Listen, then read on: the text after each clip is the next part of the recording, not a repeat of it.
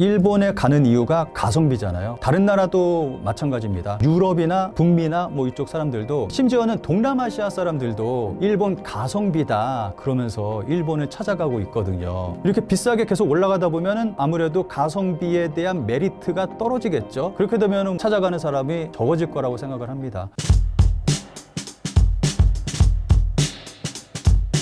일본이 외국인에게만 더 비싼 이중 가격제를 도입한 이유와 그 파장은 무엇인가요? 아무래도 이중 가격제는 외국인들이 많이 들어오다 보니까 좀 그 가운데서 오버투어리즘이라는 문제가 좀 발생을 했습니다. 너무 많으니까 이제 그쪽 주민들이 피해를 입는다. 그리고 피해를 입다 보니까 이 사람들이 생각하는 게, 그러면은 이 많은 사람들이 좀 오지 못하게 하기 위해서는 좀 가격을 올리자. 그리고 또 내지는 야, 외국인들 아무렇지 않게 일본에 온다. 일본의 물가는 싸다고 그러면서 좋아한다. 그렇다면 더 받아도 되지 않느냐. 좀 이러한 의견 속에서 오버투어리즘 그리고 이중가격제 뭐 이러한 말들이 나오기 시작했습니다. 그리고 실제로 지금 이중가격제를 실시하는 가게들이 계속 늘어나고 있습니다. 일본에서는.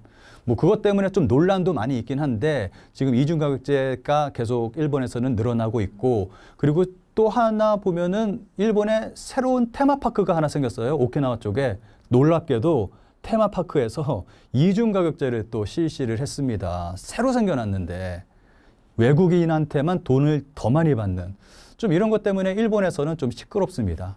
오키나와 정글리아 테마파크 사례가 보여준 일본 관광 산업의 문제는 무엇입니까? 일본 오키나와 쪽에 정글리아라고 테마파크가 오픈을 했습니다. 요 테마파크가 오픈할 당시에 그 광고로 내보냈던 이미지를 좀 보면서 설명을 드릴게요. 이 이미지 보면은 무슨 막 정글이 막 울창하고 막 공룡이 막 튀어나올 것 같은 그러한 느낌의 이미지로 광고를 했습니다. 그리고 TV뿐만 아니라 유튜버들도 굉장히 적극적으로 이 정글리아를 홍보를 해줬어요. 그래서 굉장히 많은 사람들이 오픈을 하자마자 정글리아로 찾아갔습니다. 그런데 다음 그림 한번 보실까요? 직접 찾아갔더니 허허벌판입니다. 무슨 정글이 막 우거진 게 아니라 그냥 나무 몇 그루 심어져 있고, 이곳이 처음에는 그 골프장이었는데 그 골프장을 이용해서 이 테마파크를 만든 거예요. 그런데 나무를 심는 그러한 성의조차 보이지 않았던 거죠. 그러니까 과대 광고를 해서 사람들이 끌어모았는데 직접 가보니까 이제 나무도 별로 없고 그늘도 없고, 그리고 사진 보시면 아시겠지만 공룡 모형 몇 개 그냥 만들어 놓은 것 뿐이고, 게다가 그냥 이렇게 나무만 몇 개 있고 시설물도 몇 개 없다 보니까 올여름에 굉장히 더웠잖아요. 햇빛 피할 데도 없고, 그리고 비가 왔는데 비 피할 곳도 없고, 이런 거 보면은 오사카 엑스포하고 굉장히 흡사한 그런 모습을 보이고 있습니다. 그래서 갔다 온 사람들이 굉장히 좀 비판하는 목소리를 내는 좀 그러한 상황에 있습니다.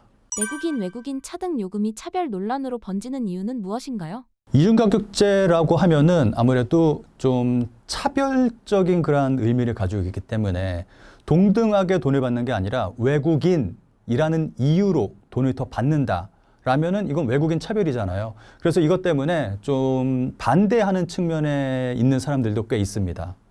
아까 정글리아 말씀을 드렸는데 정글리아가 이중가격제를 도입을 했습니다. 이게 좀 예를 든다면은 우리나라의 그 에버랜드에서 외국인은 돈을 더 받는다.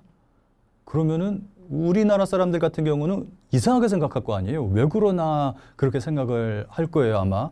그런데 일본에서는 뭐 그 정글리아라는 곳에서는 이중가격제, 외국인한테는 돈을 더 받는데 좀 이미지를 보면서 좀 말씀을 드리도록 하겠습니다. 보시면은 가장 많이 구입하는 원데이 티켓의 경우에는 외국인이 1,870엔 더 비쌉니다. 그러니까 우리나라 돈으로 거의 2만 원 가까이 더 비싸게 외국인들한테는 돈을 받고 있는 거죠.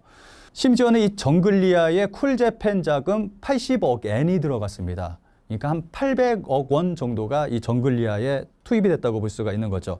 한마디로 일본 국민의 세금이 투입돼서 만들어진 테마파크입니다. 쿨재팬 같은 경우는 일본 문화를 세계에 알린다라는 취지에서 일본이 국책 사업으로 펼치고 있는 건데 이렇게 엉뚱한 곳에 사용이 되고 있는 거죠.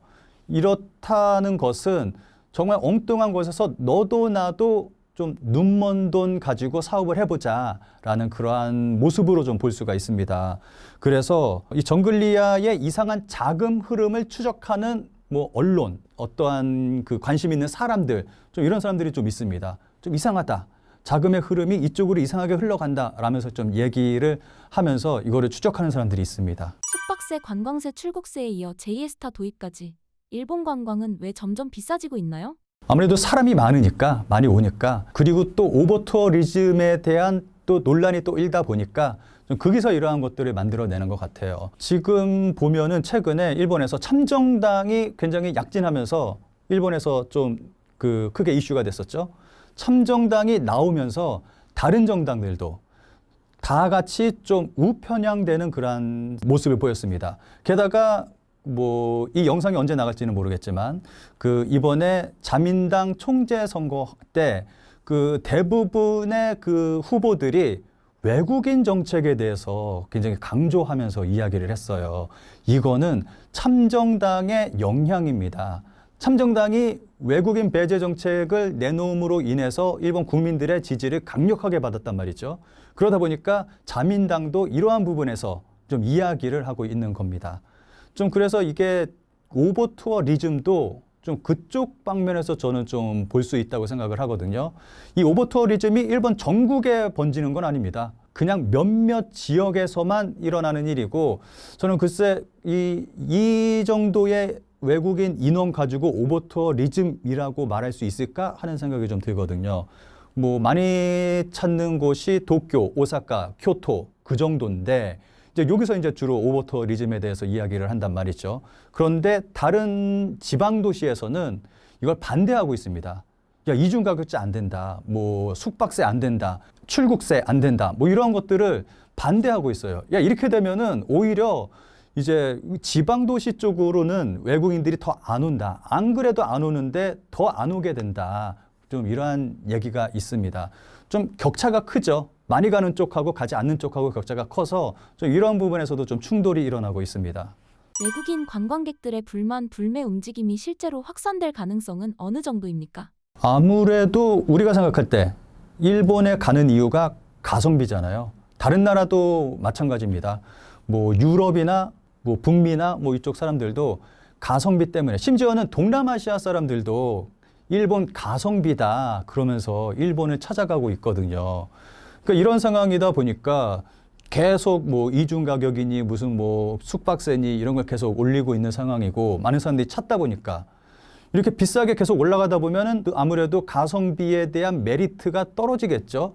그렇게 되면은 뭐 찾아가는 사람이 적어질 거라고 생각을 합니다. 저는 이미 일본은 가성비가 없어졌다고 생각을 합니다. 한국에서 가깝고 그리고 뭐 비행기 티켓이 좀 저렴하고 그뿐이지.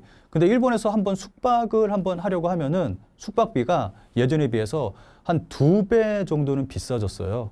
좀 부담스러워서 좀 일본에서 숙박을 할 수 없을 정도로 굉장히 좀 많이 올랐습니다. 그래서 점점 보면은 가성비하고는 좀 멀어지는 그러한 모습을 보이고 있습니다. 반대로 한국은 무료 박물관, 경복궁, 한복 무료 입장 정책으로 어떤 효과를 보고 있나요? 국립중앙박물관 같은 경우는 무료화한 이후에 굉장히 많은 사람들이 찾고 있습니다. 그리고 한류가 퍼지면서 외국인들이 정말 많이 오거든요. 특히 최근에는 캐대헌이 초대박이 터지면서 좀 한국에 와서 꼭 들려야 하는 필수 관광 코스가 됐습니다. 정말 많은 사람들이 오고 있죠. 이 부분은 좀 어떻게 보면은 문화 복지라고도 말을 할 수가 있습니다. 그 모든 국민에게 이 문화를 누릴 수 있게끔 국가가 이제 복지를 하게 되는 거죠. 그런데 외국인들도 이러한 복지 혜택을 누리고 있다고 볼 수가 있는 거고요.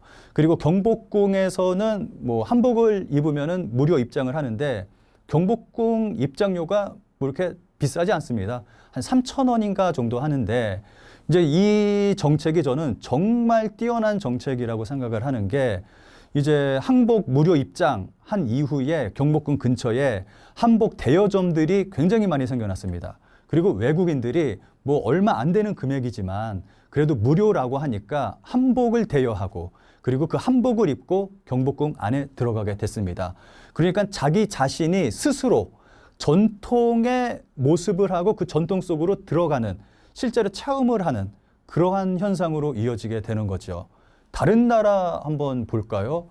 그 어느 나라에서 관광객들이 그 나라 전통 의상을 입고 그렇게 돌아다니나요? 한국밖에 없습니다, 진짜. 이 부분은 정말 좋은 아이디어고, 진짜 우리나라의 그 박물관도 그렇고 좀 자랑스럽게 생각해야 될 부분이 있습니다. 국립중앙박물관뿐만 아니라 외국인들이 많이 찾는 박물관들 보면은 뭐 한글박물관이라든가 뭐 그런 것들 보면은 굉장히 시설이 잘 돼 있습니다. 외국인들이 깜짝 놀랍니다. 저는 한국이 박물관 선진국이라고 생각을 합니다. 다른 나라에서는 이러한 모습을 찾아보기가 굉장히 힘듭니다. 일본이 가성비 일본 이미지를 잃지 않고 관광객을 지키려면 이중 가격 외에 대안은 무엇일까요? 이 부분은 굉장히 좀 어려운 부분이라고 생각을 합니다. 일본 정부에서는 좀 모순된 정책을 펼치고 있거든요. 데이터를 보면은 2030년까지 연간 6천만 명의 해외 관광객 유치를 목표로 하고 있습니다. 정말 많은 관광객들을 일단 받아들이자라면서 또 한쪽으로는 관광에 고급화를 해야 된다. 아무래도 들어오는 관광객들은 많은데 쓰는 돈은 별로 없으니까 이게 뭐 많이 들어오면 들어올수록 오버투어리즘에 대한 문제만 발생을 하지 돈이 안 된다, 관광객들이. 그러면서 좀 관광의 고급화를 추진해야 된다. 또 한쪽에서는 그렇게 좀 이야기를 하면서 추진을 하고 있는데, 지금 현재 상황으로 봤을 때 일본이 좀 이러한 좋은 이미지를 유지하면서 가려면은 지금 현재의 일본의 이미지는 80년대의 이미지라고 생각을 하거든요. 80년대 고도 성장기, 그리고 일본의 애니메이션, 망가, 뭐 이러한 이미지에 사람들 머릿속에 박혀 있다 보니까 그런 것들을 생각하면서 일본을 이제 방문하게 되는 건데, 이게 지속되려면은 아무래도 좀 그러한 이미지를 계속 만들어야 되겠죠.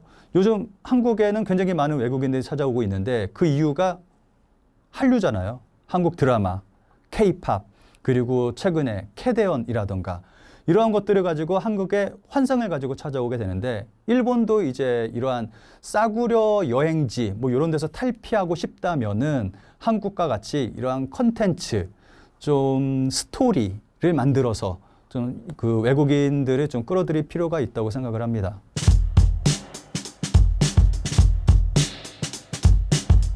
이시바 총리 사임 이후 누가 일본의 총리 후보로 급부상하고 있나요? 예, 지금 일본 촌이라기보다 자민당의 대표, 일본에서는 자민당의 촌제라고 하죠.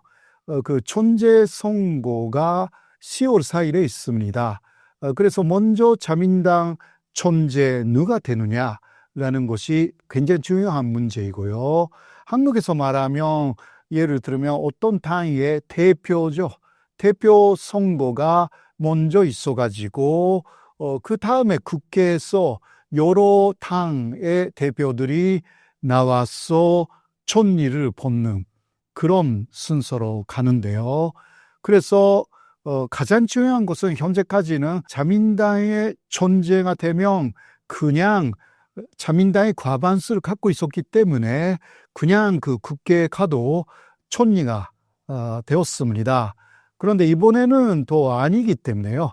자민당이 과반수가 아니기 때문에 전체로 보면 어떻게 될지는 마지막까지 여러 가지 변수가 있습니다만은 일단 그래도 아직은 자민당이 제1당이다 라고 다 알고 있기 때문에 누가 자민당 안에서 대표 존재가 되느냐라는 것이 중요한데, 현재는 3파전입니다. 고이즈미 신지로, 그리고 다카이치 사나에, 그리고 또 한 사람이 부상하기 시작했습니다. 하야시 요시마사. 먼저 고이즈미 신지로는 현재 이시바 내각의 농림수산선 장관이고요. 그리고 또 상대 미남이기도 하고 그런 식으로 사람들이 이야기를 하는 거죠. 아버지가 고이즈미 춘이치로, 그래서 촌리입니다. 그래서 그러한 아버지의 영향도 좀 있는 사람이고, 그러나 문제는 실력이 없다. 그래서 이번에는 전체 5사람 그렇게 선거에 나가는데요. 그 3번 정도 그 토론회가 있습니다. 토론회가 시작되면 그 사람의 지지율이 계속 현재까지도 떨어졌습니다. 너무 잘은 모른다. 여러 가지를요. 그래서 이번에는 어떻게 될지 좀 지켜봐야 할 것 같습니다. 그리고 두 번째가 여자 아베라고 불리는 다카이치 사나에, 여성이지만 굉장한 극우파입니다. 이 사람이 될지 안 될지는 일단 국민적인 인기는 다카이치 사나에가 가장 있고 지지율이 높습니다. 네, 그러나 마지막은 그 국민투표가 아니기 때문에 이게 자민당 존재 선거라는 것은 국회의원표가 국회의원 전체가 295명이기 때문에 295표, 이거 자민당 국회의원이고, 그리고 그 자민당 당원이 100만 명 정도 있습니다. 일본에서. 그러니까 그렇게 한국하고 비교하면 많지 않은 거잖아요. 요새 국힘은 500만 명이라든가 그렇게 이야기를 하는데 일본은 당원이 그렇게 많지가 않습니다. 그런데 이 사람들도 투표를 해요. 그러나 이 100만 표가 국회의원표하고 같습니다. 295표로 계산하는 것입니다. 그렇게 하여서 1차 투표 때는 590표. 그런데 다카이치 사나에는 일단 당원에게 인기가 있습니다. 그리고 국민들에게도 인기가 있고요. 그러니까 1차 투표에서는 강하다. 그렇게 이야기가 나와 있습니다. 문제는 2차 투표로 갈 때, 그거는 결선 투표가 되는데요. 그때는 당원표가 사라집니다. 그때는 국회의원만의 표, 그리고 일본은 그 지방 도도부현이 47개 있는데요. 그 47개 지부의 표가 한 표씩 들어가니까 결국은 342표를 갖다가 그 투표를 합니다. 이때는 아무래도 그 당원표가 거의 없고 그 국회의원표이기 때문에 다카이치는 불리하다. 이런 이야기가 있습니다. 근데 세 번째가 요새 급부상하고 있는 사람이 현 이시바 내각의 관방 장관입니다. 하야시 요시마사라고 하는데 이 사람은 실력은 특히 뭐 카리스마형이라기보다 사무적인 실력이죠. 머리가 대단히 좁고 그리고 여러 그 장관을 지냈어요. 그러니까 그 외교나 국정, 국방 전반적으로 잘 알고 있기 때문에 상당히 안정적이다라고 하여서 코이즈미는 아무래도 실력이 좀 없고 다카이치는 너무 그 으빠다라고 하여서 그 다크호스로서 하야시 현 관방 장관이 현재 부상하고 있습니다. 지금까지의 예상으로는요, 다카이치는 너무 으빠다라고 하여서 그 결선 투표에 갈 경우, 그 경우는 1위하고 2위가 올라가는 거거든요.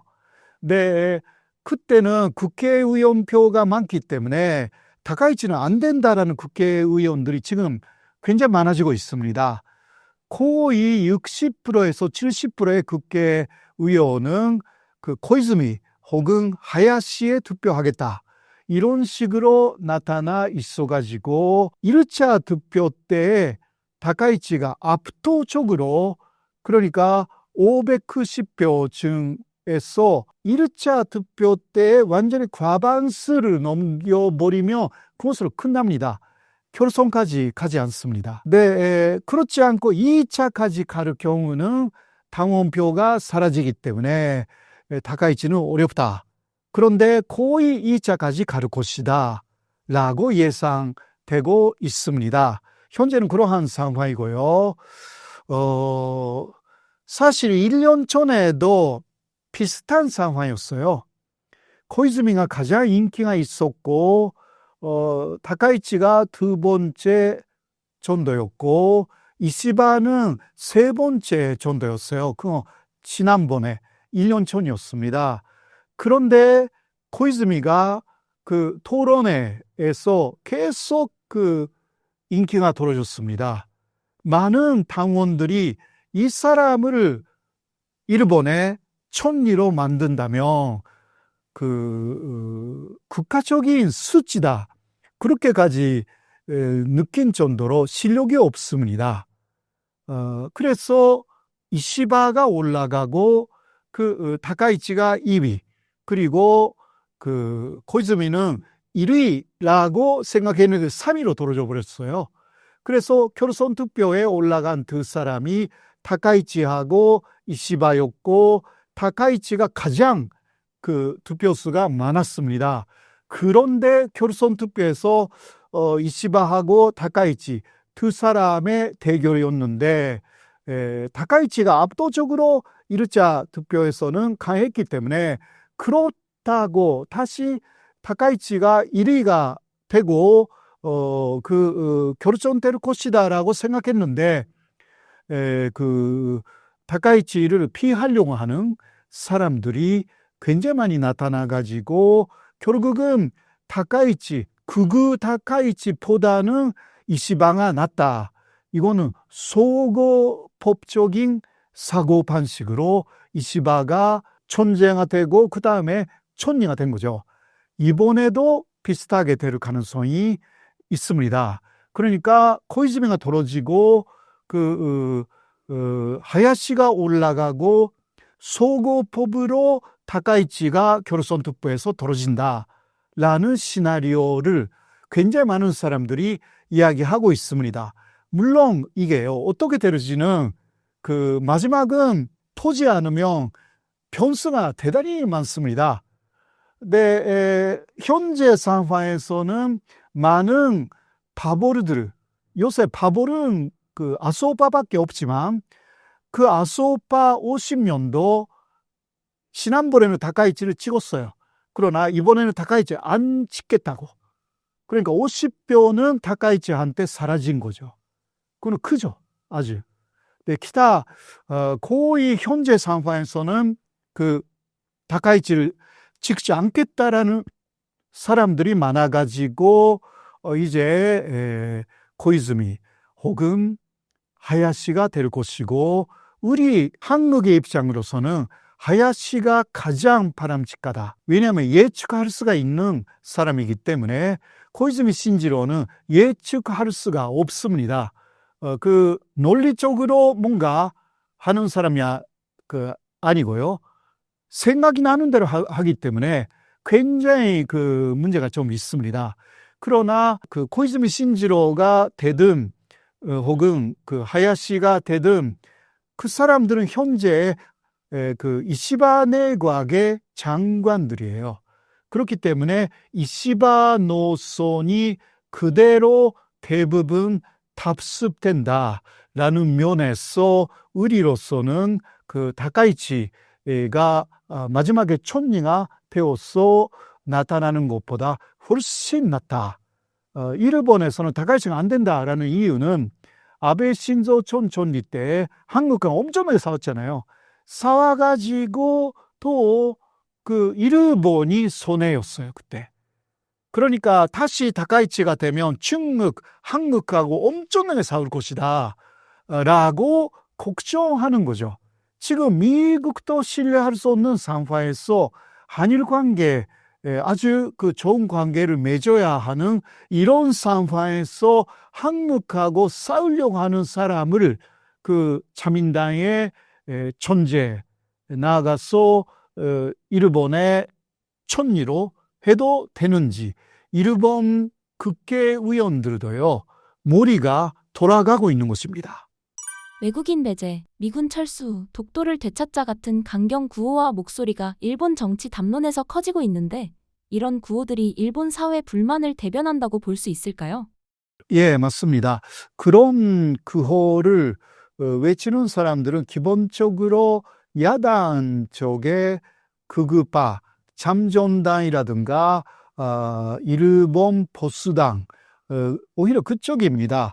그 자민당은 그래도 여당이기 때문에 아주 강경한 그러한 이야기는 되도록 좀 삼가는 그러한 경향이 좀 강한데요. 네, 그러나 그 잠전당의 인기도 조금 떨어지고 있습니다.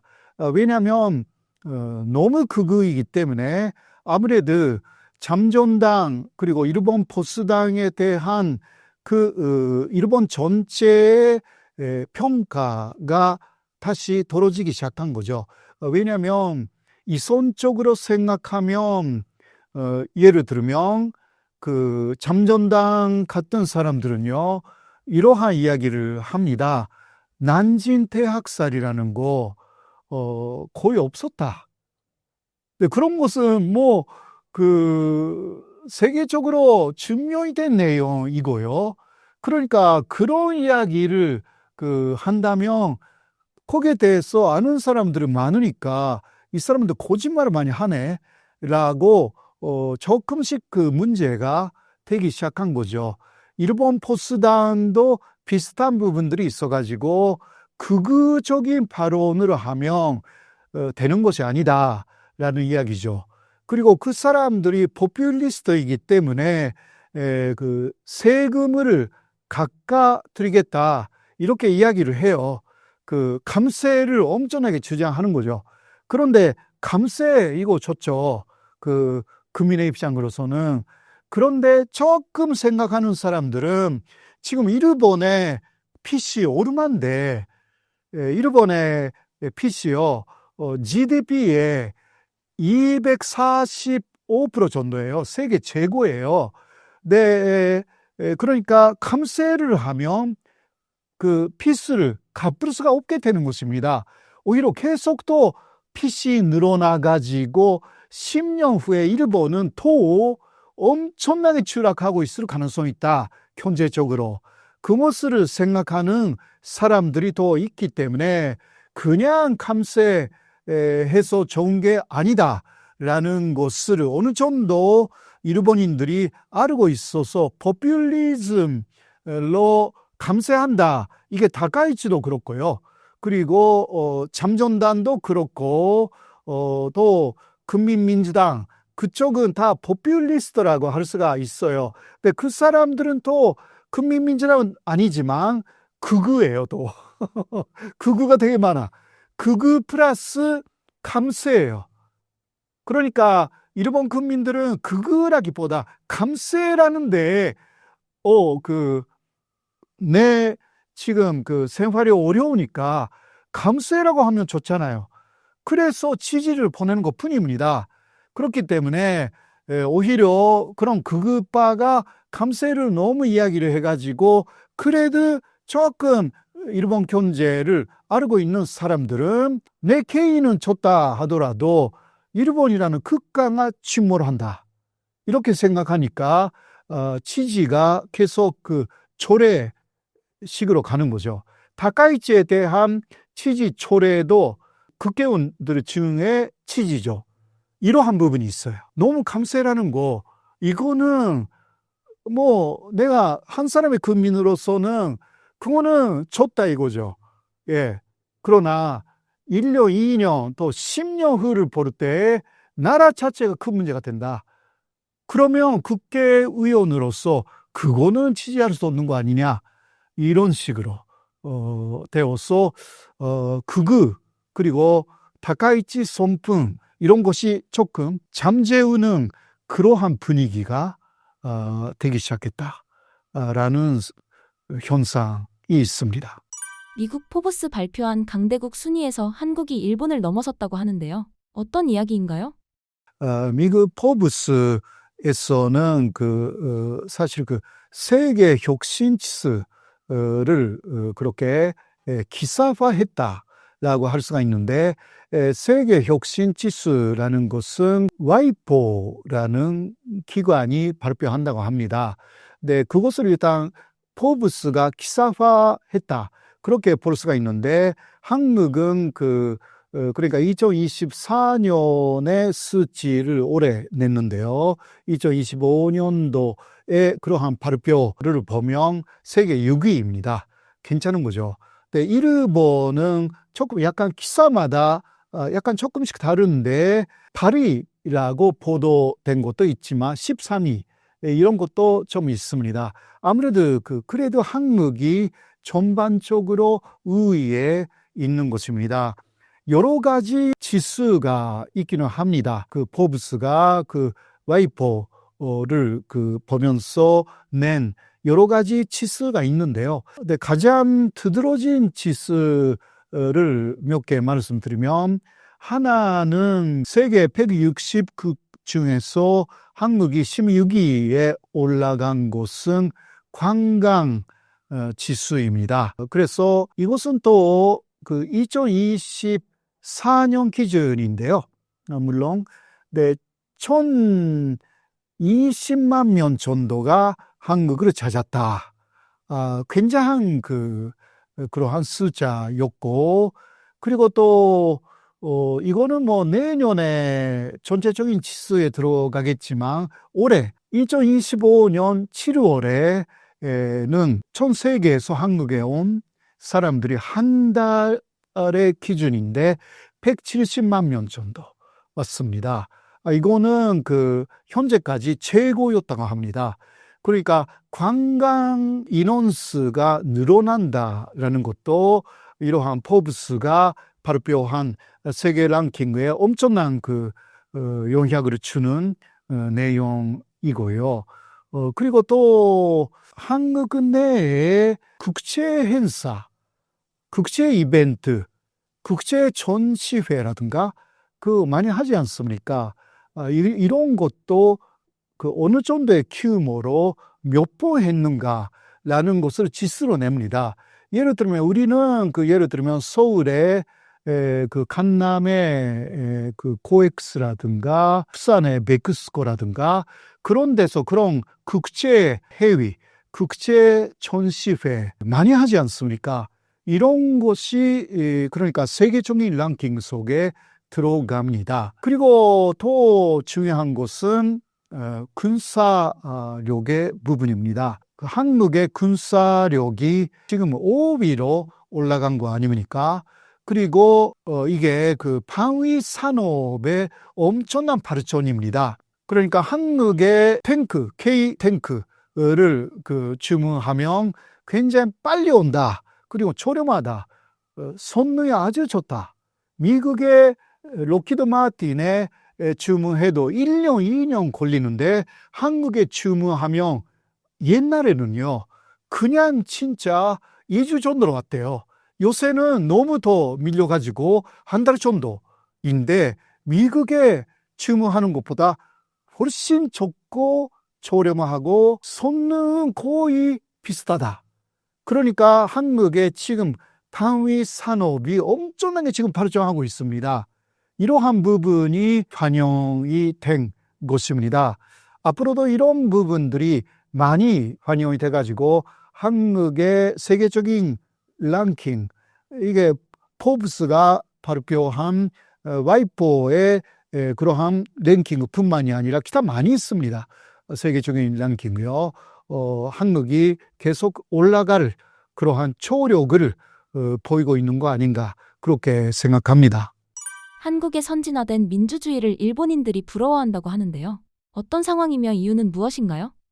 아무래도 요새 계엄 사태가 있었지 않습니까? 12.3. 그것을 직접 일본에서도 뉴스로 본 사람들이 꽤 있었습니다. 그것으로 일본 사람들이 한국 민주주의에 감동한 사람들이 굉장히 많았습니다. 아무래도 탐에 올라가가지고 국회 회의장으로 들어가려고 하는 그러한 여러 국회의원들의 모습이라든가 이런 거 일본에서 볼 수가 없습니다. 그러니까 물론 이런 비판도 있어요. 한국은 잘못하면 군사 독재로 돌아갈 우려도 있다. 그런 위기였지 않습니까? 그러나 세계에 뭐 이집트 같은 나라도 마찬가지고 또 그 아랍의 봄 한때 아랍의 봄을 맞은 나라들은 거의 다 지금 다시 군사 독재로 돌아가 버렸어요. 미얀마도 마찬가지잖아요. 군사 독재로 돌아가 버렸습니다. 아웅산 수치가 한 민주주의는 사라진 거잖아요. 그러나 한국은 군사 독재로 돌아가지 않았다. 그것을 국민들이 지켰다.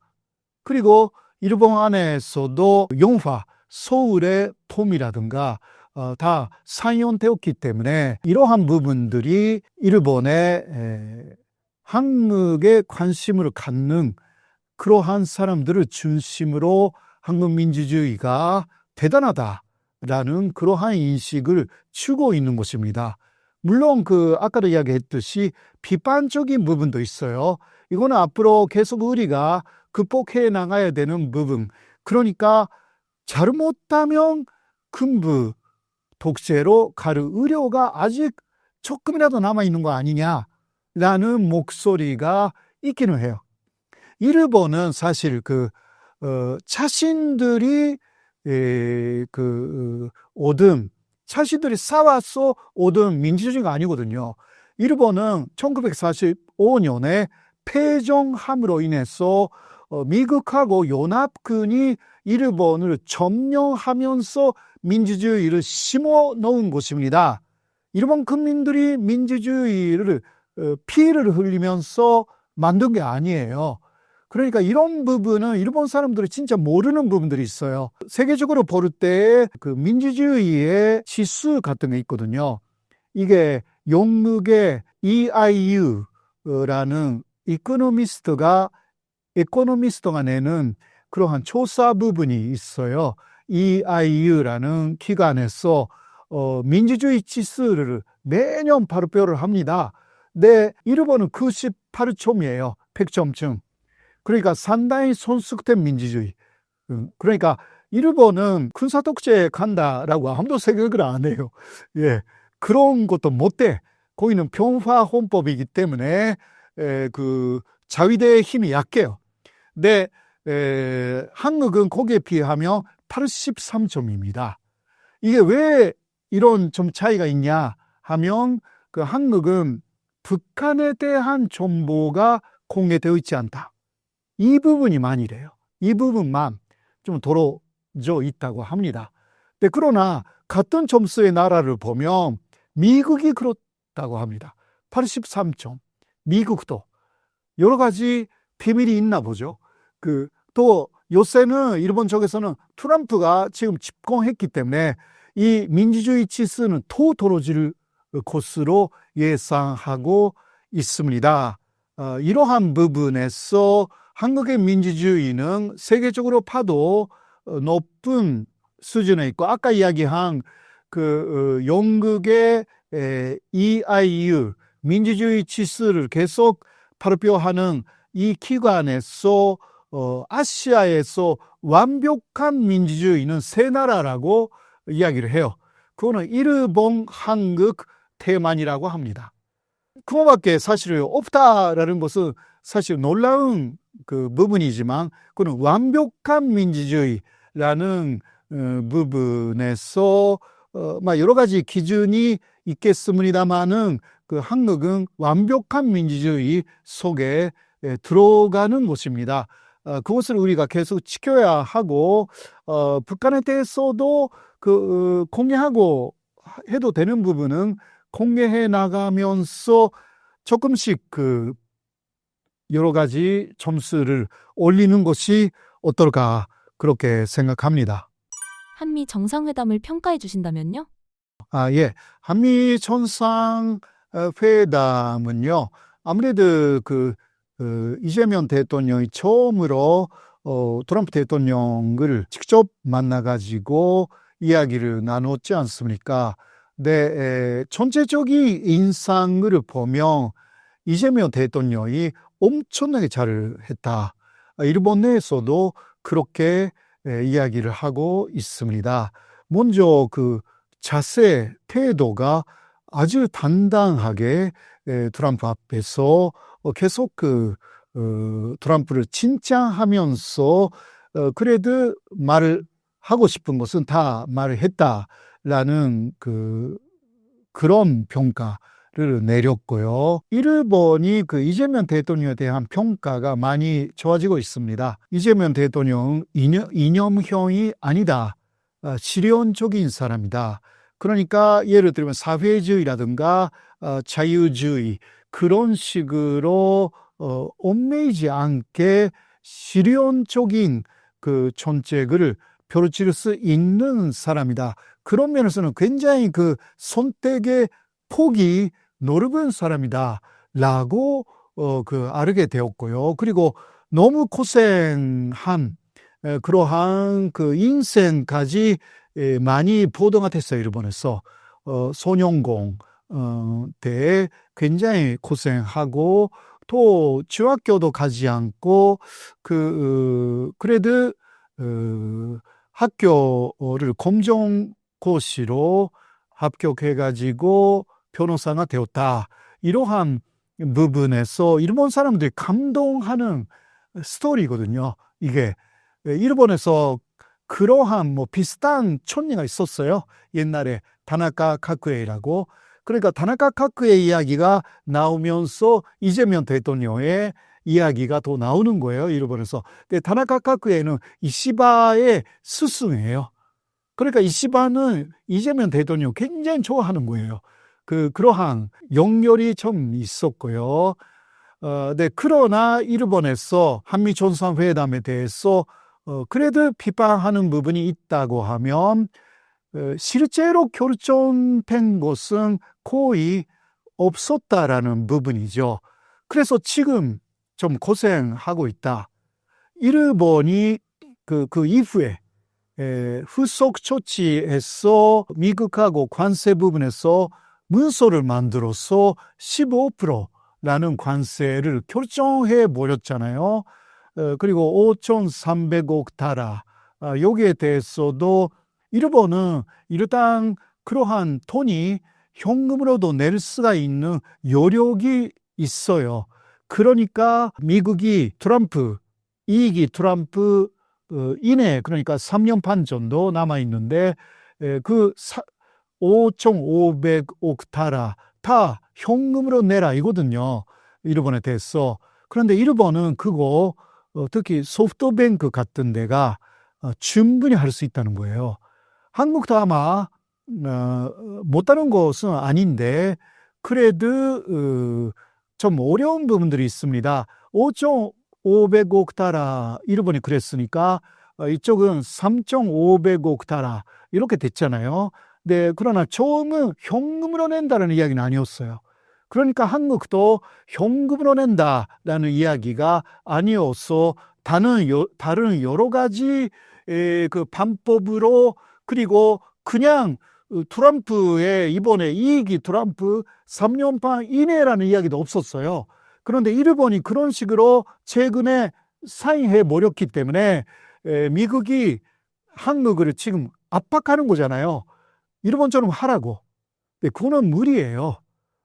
그래서 이재명 대통령이 오히려 저번에 한미 정상회담은 잘 하셨는데 앞으로 미국하고 어떻게 하는지 일본에서 지켜보고 있는 그러한 상황입니다. 최근 K-팝 데몬 헌터스를 필두로 전 세계가 한류에 열광하고 있습니다. 일본에서 한류의 현 상황을 전해주신다면요? 지금까지 한류라고 하면 한류 콘텐츠라고 하면 드라마라든가 혹은 영화도 그렇고요. 그리고 또 K-팝이었잖아요. 그런데 요새는 더 침투하기 시작했다. 한국의 여러 가지 문화가 첫 번째는 먼저 음식이에요. 쭈꾸미는 일본 사람들이 많이 안 먹었거든요. 그게 한국에 와서 저도 알게 됐어요. 근데 지금 쭈꾸미 일본에서 그러니까 한국 요리점에 가서 먹는 사람들이 굉장히 늘어났습니다. 이거는 완전히 한국의 영향이고, 그리고 그 선지라고 할 수 있는 데가 바로 일본 도쿄의 신오쿠보, 거기에 코리아타운이 있기 때문에 거기에 굉장히 많은 사람들이 점심시간 그리고 저녁시간이 되면 그 유명한 가게 앞에서 줄을 선다고 그래요. 그 기본적으로 기다리는 시간이 1시간이에요. 예, 그런 식으로 또 먼 데서도 먹으러 오고, 요새는 한국에 아무래도 가도 지금 물가가 비싸고 엔조잖아요. 엔조니까 그 해외 나가는 거 부담스러워요. 그러니까 그러한 일본인들 중에서 그래도 한국의 여러 가지 문화 접하고 싶다라고 하면 그러한 코리아타운으로 갑니다. 일본인들이. 예, 그렇게 해서 K-팝도 거기서 듣고 거기 코리를 걸어가며 K-팝 계속 나오니까 그리고 또 그런 그 CD 가게에 가서 여러 가지 좋아하는 그 가수들의 굿즈라고 하는데요. 여러 가지 그 있잖아요. 그 기념품 같은 거 그런 것도 사고 그런 식으로 지금 많은 네모몬스타즈뿐만이 아니라 전반적으로 한국의 문화가 포통 문화가 되기 시작했고 그런 경향이 갈수록 강해지고 있다. 그리고 젊은 일본 애들은 태어났을 때부터 한류는 당연히 옆에 있는 것이었어요. 그러니까 나이 많은 사람들은 옛날에 한국은 우리보다 못 살았지 않느냐 이런 게 전혀 없어요. 이게 하나의 그 세계적인 브랜드입니다. 그리고 스트리트 패션으로 한국에서 유명한 This is never that 아시죠? 그 일본에 혹시 하라주쿠라고 아세요? 거기에서 가게를 냈어요. 이거 대단한 거예요. 그 하라주쿠는 그런 패션계의 선지예요. 거기서 가게를 낸다는 것 자체가 어마어마한 브랜드 가치인데 그것을 This is never that 그거 했고요. 그리고 또 오사카에도 또 하나 냈고 아마 계속 이곳이 확산될 것 같대요. 그런 식으로 지금 한국의 여러 그 기업들이 잘하고 있는 것입니다. 그리고 또 하나는 우리가 조금 걱정해야 되는 부분은요. 사실 K-팝 부분에서 지난해보다 올해가 그 CD의 매출이 떨어지고 있다고 합니다. 그러니까 K-팝의 그 어마어마한 그 붐이 총점으로 찍은 거 아닌가라는 약간 걱정이 조금 있다고 합니다. 예를 들면 일본 아이돌하고 한국의 아이돌을 비교하면 비교가 안 됐던 거예요. 한국 아이돌은 완성품이고 일본 아이돌은 미완성이었어요. 그러나 일본 아이돌도 한국에 와서 오디션 보고 또 그 한국의 그룹 속에 일본인들이 그 트와이스라든가 많이 들어가기 시작했잖아요. 그렇게 해서 이게 일본 쪽으로 역수입되기 시작해가지고요. 그래서 일본 아이들의 수준이 높아지고 있다고 합니다. 그래서 오히려 굉장히 견제하고 있기 때문에 좋은 것 같아요. 재미있는 것은요. 일본 아이들은 요새 가와이 혹시 무슨 말인지 아세요? 가와이 귀엽다. 그 가치를 아주 전면적으로 내세운데요. 한국은 예쁘다잖아요. 아름답다. 멋있다잖아요. 그러나 일본은 거기까지 못하니까 그냥 귀엽다예요. 네, 그 귀여운 그 일본 아이들의 영상을 틱톡 거기에 올린다고 합니다. 그거는 짧은 영상이 틱톡에서는 맞는 거잖아요. 그러니까 가와이 하면 짧게 해야 되는데 그것으로 일본 내 아이들 중에 프루츠 지파라는 게 있어요. 조금 그 귀여운 그러한 그룹인데 이게 그 틱톡에 올려가 가지고 현재까지의 총 동계된 뷰가 거의 25억을 넘었다고 합니다. 그러니까 이게 성공, 그리고 한국의 K-팝은 틱톡에는 담을 수가 없다고 해요. 왜냐면 조금 길게 파야 인지할 수가 있는 그런 완성품이기 때문에 이게 틱톡이 안 된대요. 그래서 이런 면에서 일본은 지금 어떤 식으로 해서 한국을 이룰까라는 것을 많이 연구하고 있는 거예요. 그러니까 일본의 아이돌에게 맞는 플랫폼 이곳을 찾기 시작했고요. 이런 면에서는 또 충분히 우리가 또 앞으로를 생각해야 될 것이고, 또 한국의 아이돌의 곡은요, AI가 많이 만들고 있어서 굉장히 비슷하다고 그래요. 그러니까 저번에 들었던 게 다시 나오네. 그런 게 좀 있어가지고 요새 조금 전점에서 내려가를 기미가 보인대요. 네, 또 지금까지는 너무 그 장르를 매진시킬 수 있는 그룹은 한국밖에 없었어요. K-팝밖에 없었는데 아까 이야기한 프루츠 지퍼스가 내년 6월인가 도쿄돔에서 첫 번째 공연을 하는데 이거는 거의 지금부터 예매하고 있으니까 매진되는 그러한 속도로 가고 있다고 합니다. 이게 처음이라고 합니다. 그런 식으로 좀 경쟁 시대니까 좋은 곳이라고 저는 그렇게 생각합니다. 일본도 쿨재팬이라는 문화 수출 정책을 펼치고 있는 것으로 알고 있습니다. 우선 쿨재팬 사업은 무엇이며 어떤 상황인가요? 예. 쿨재팬이라는 것은요, 쿨라는 것은 멋있다라는 뜻이에요. 그리고 매력적이다. 그래서 일본의 특히 음식이라든가 애니메이션이라든가 또 J-팝 카ルチャー이런 것을 중심으로 많이 수출하자. 이러한 운동이고 2014년에는 쿨자pan 기구라는 것도 만들어져 가지고 펀드도 많이 조성됐어요. 이게 일본 정부 주도의 그러한 관민 펀드가 많이 만들어졌습니다. 그런데 문제는 일본 정부가 그렇게 열심히 하지 않는다고 그래요. 아무래도 민간 주도가 돼가지고 그런데 민간이 주도라고 하면 한국도 민간 주도예요. 사실상 그렇지 않습니까? 그래도 한국 정부의 지원도 굉장히 있었습니다. X의 차이가 있는 거예요.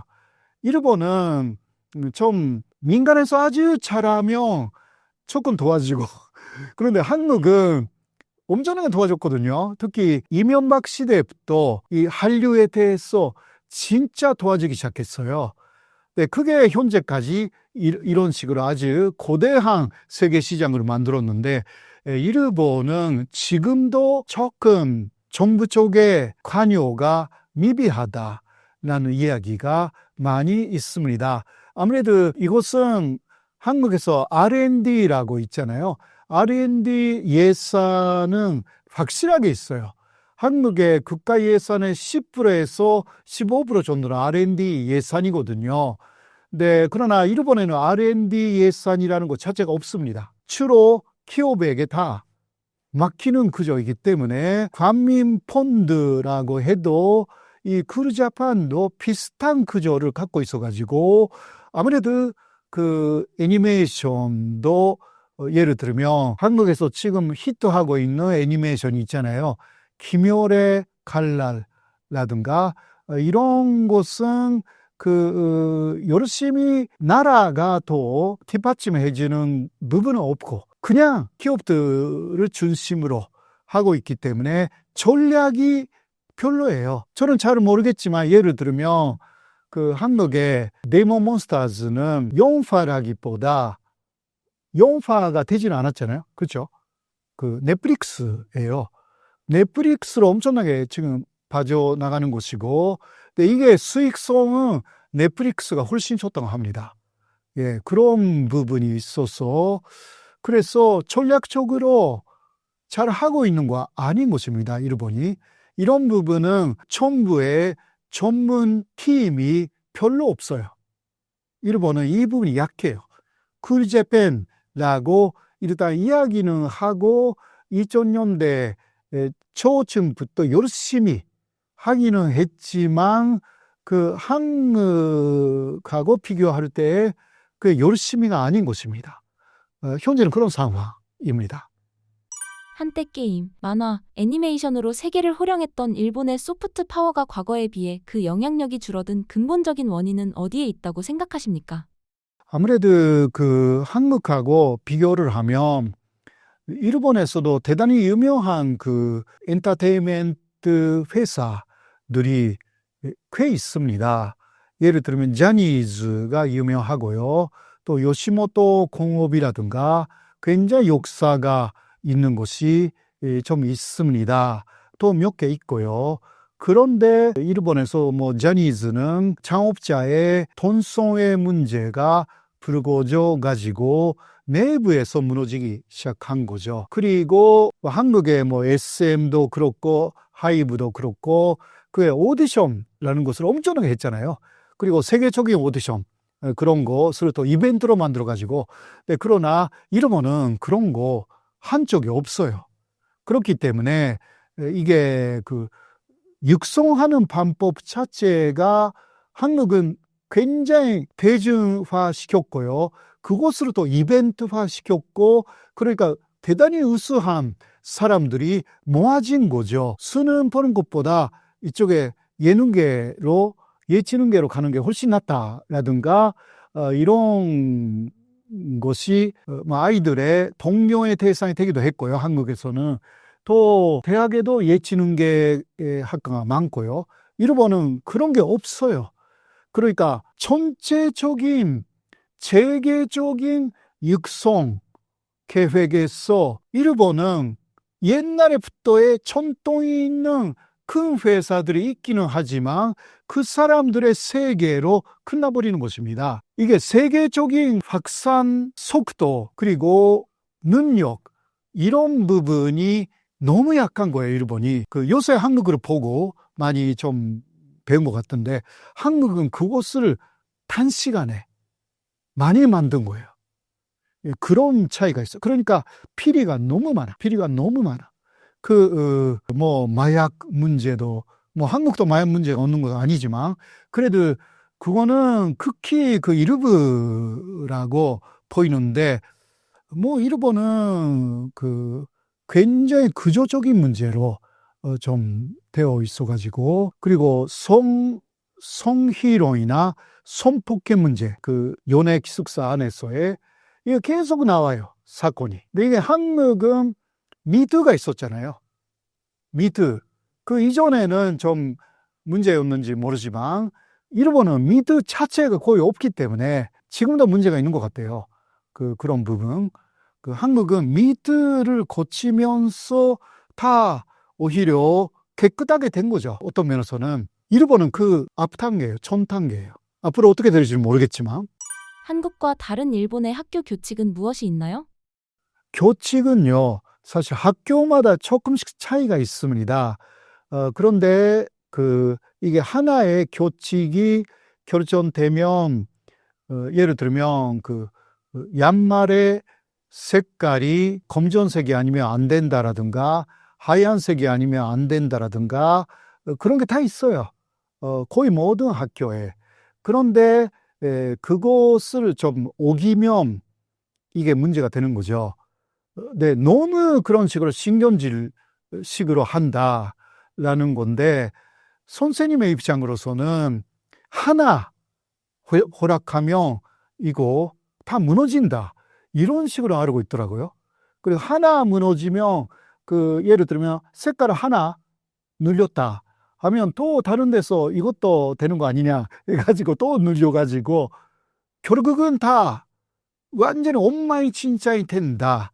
사실 80년대까지가 많이 자유화를 시켰습니다, 일본에서. 그래서 엉망진창이 됐대요. 예. 저는 그때 기억이 별로 없는데, 저는 70년대에 고등학교 다녔지만 그때 자유였거든요. 모든 교복도 없고, 우리 고등학교니까 없기는 하지만 굉장히 자유로웠어요. 근데 그 이후 일본이 회귀하기 시작했습니다. 오히려 교칙을 강하게 만들기 시작한 거죠. 그런데 또 문제가 일어났어요. 2017년에 어떤 문제였냐고 하면 이거는 오사카의 어떤 고등학교에서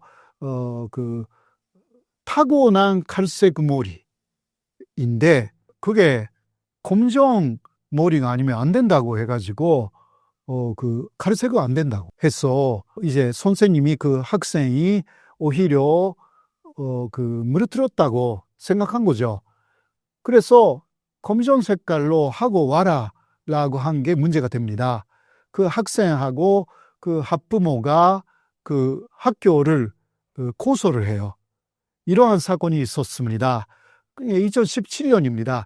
이것이 시작돼 가지고 바로 이것이 시작이 돼 가지고 조금씩 학생들 사이에서 소리를 내기 시작했습니다. 그러니까 팔굽기라든가 그거 하면 안 된다라든가 그런 학교로 되게 많았어요. 근데 그러나 팔굽기 정도는 뭐가 문제입니까? 라고 하여서 학생들이 먼저 소리를 내고 그 다음 선생님들이 달아가는 그런 구조가 요새는 만들어졌다고 합니다. 하나 고치는데 6개월에서 1년 걸릴 경우도 있어가지고 굉장히 문제가 아직은 많다. 네, 그렇게 할 수밖에 또 없는 이유를 학교에서 말한대요. 그거는 아주 이상한 옷차림으로 거리를 학생들이 걸어가면 마을 사람들이나 학교에 항의가 온대요. 학교 학생들이 이상한 옷차림으로 걸어 다니고 있다. 그러면 선생들은 좀 강하게 규제를 지을 수밖에 없다. 학교 쪽에서도. 이게 그러니까 상당히 모순 때는 어른들이 보는 눈은 뭐 어른이라고 하면 세대가 다르기 때문에 그런 식으로 또 보는 거죠. 그래서 이런 부분은 계속 일본 안에서 하나의 싸움이 좀 있는 것 같습니다. 일본의 학교 체육복이 논란이 되었던 이유는 무엇인가요? 역시 체육복은요. 보통 많은 학교가 학교에서 지정한 그러한 체육복입니다. 그것을 그냥 사야만 한다 이거예요. 그런데 이게 시판되어 있는 체육복이 많잖아요. 그럼 비교하면 가격도 비싸고 내용도 안 좋다라는 거예요. 계속 입었더니 여러 가지 피부에 이상한 것이 생겼다라든가 이런 게 있어가지고 체육복도 부모들이 많이 지정해야 되고 혹은 자유화 해야 되는 거 아니냐. 그러나 학교 쪽은 자유화할 수는 없다. 그러면 몇 가지 선정해서 부모들이 좀 위기원으로 내릴 수 있게 해달라. 이렇게 여러 가지 왔다 갔다 하는 거예요. 네, 그래도 더 좋은 것은 더 나와요. 그렇지 않습니까? 시판되어 있는 게 싸고 더 좋은 게 계속 나와요. 그러니까 이것도 여러 가지 면에서 학생들이나 부모들의 의견하고 학교 쪽의 의견이 맞지 않는 부분이 체육복 부분에서 있다. 혹시 무르마라는 거 아시는지 모르겠어요. 무르마라는 것은 여자아이들이 체육복으로서 입는 팬티 같은 것인데요. 사실 팬티라고 할 수는 없는데 무르마 혹시 모르시면 좀 그림으로 사진으로 좀 해야 되는데 이게 또 문제가 됐어요. 이거는 뭐 일본에서도 몇십 년 전에 없어진 것인데 그것을 부활시킨 학교가 있다라고 해서 그거는 그런데 또 찬반 얄론이 많이 나왔다는 거예요. 지금은 그러니까 보통 그냥 하얀 바지예요. 하얀 짧은 바지를 입는데 오히려 여학생들은 무르마가 좋다고 하는 여학생도 또 있다고 해요. 그러니까 의견이 이게 대립되는 거예요. 왜냐하면 무르마 같은 것을 입으면 좀 보기에는 뭔가 아주 옛날의 느낌이라서 멋은 없어요. 예쁘지는 않아요, 사실. 그런데 여자 학생들은 짧은 바지면 오히려 너무 짧아가지고 속옷이 보인다 라든가, 혹은 앉았을 때 모래가 속옷 속으로 들어온다. 브르마는 이게 그렇게 되지 않게 되어 있는 거거든요. 그러니까 이것도 제휴복 문제로서 특히 여자아이들이 브르마를 다시 쓰고 싶다. 혹은 다른 아이들은 그거는 너무 보기에는 안 좋으니까 아주 좋은 거 입자라든가 그런 또 대립이 있다라고 합니다. 부르마에 대한 찬반 논란이 계속 이어지고 있는 건가요? 예. 그래서 학교마다 다르다라고 할 수가 있고, 일단 쓰고 싶다라는 사람들이 나오면 또 생각해서 쓰게 하는 학교가 나온다. 그러나 대체적으로 브르마는 끝난 거예요. 그 시대적으로는. 그래도 아직도 그게 또 오히려 상당히 실용적이다.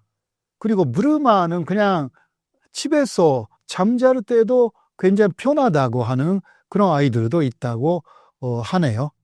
이 외에도 일본의 책가방 란도셀에 대한 문제가 제기되는 이유가 무엇인가요? 란도세르는 한국에서는 안 쓰죠. 씁니까? 안 쓰죠. 그러니까, 네, 일본 사람들은 일단 초등학교에 들어가면 란도세르를 등에 업고 그냥 등교하게 됩니다. 이게 자신이 초등학교에 입학했다라는 그러한 어떤 증명 같은 거였어요, 사실. 그러니까 옛날에는 란도셀을 빨리 갖고 싶다, 이런 아이들도 많았는데 요새는 그렇지 않습니다. 이유는 무겁다, 이거예요. 전체적으로 6kg 정도가 되는 가능성이 있는 거래요. 안에 많이 집어넣고, 란도셀 자체는 1.3kg 정도라고 합니다. 그러나 안에 교과서라든가 기타 필기 도구라든가 필요한 거 그것을 다 놓고 등에 업고 가기 때문에 이게 무겁다라는 거예요. 물론 6학년 정도가 되면 체력도 있고 괜찮다 하더라도 1학년 애들은 진짜 체력이 없잖아요. 조그만 애들인데. 근데 란도셀의 크기는 그렇게 차이가 없거든요. 그래서 부모들이 이거는 문제가 있다. 그리고 아이들한테 물어보면 너무 무겁다라고 하여서 전체적으로 문제가 되기 시작한 것입니다. 그래서 요새는 가벼운 홍kop으로 만든 란도셀, 그런 것이 좀 만들어지기 시작했고요. 그러니까 가격도 비싸요, 사실. 원래 가격은 평균적으로 5만 엔 정도, 그러니까 50만 원 정도 하는 거예요. 아주 비싼 것은 10만 엔, 그러니까 100만 원 정도까지 올라가거든요. 왜냐하면 가죽으로 만드니까, 주로. 그런데 홍kop으로 만들면 한국 원으로 5만 원 정도로 충분히, 5만 원도 산 거 아닌데 그 정도로 만들 수가 있는 거예요. 아주 가볍고. 그래도 더 불만이 있어요, 아이들은. 왜냐하면 여러 가지 교재라든가 많은 것을 놓고 이렇게 티에 업고 가잖아요. 그러니까 아무래도 자세가 이런 식으로 된다고 합니다. 그래서 등에 많이 푸하가 가기 때문에 이게 등표에 문제가 생기는 아이도 가끔 있어가지고요. 그런 면에서 건강상에서 란도셀은 문제가 있다, 이런 게 쭉 이야기가 나와 있어가지고 개선을 계속 란도셀 옵션을 하고 있는데, 그리고 또 이게 또 전통이기 때문에 일본에서 그것을 업고 가는 게 하나의 전통이 되어 있어가지고 완전히 바꾸는 것은 좀 시간이 걸릴 가능성이 충분히 있습니다. 한국은 그런 문제가 없어서 아주 다행인데.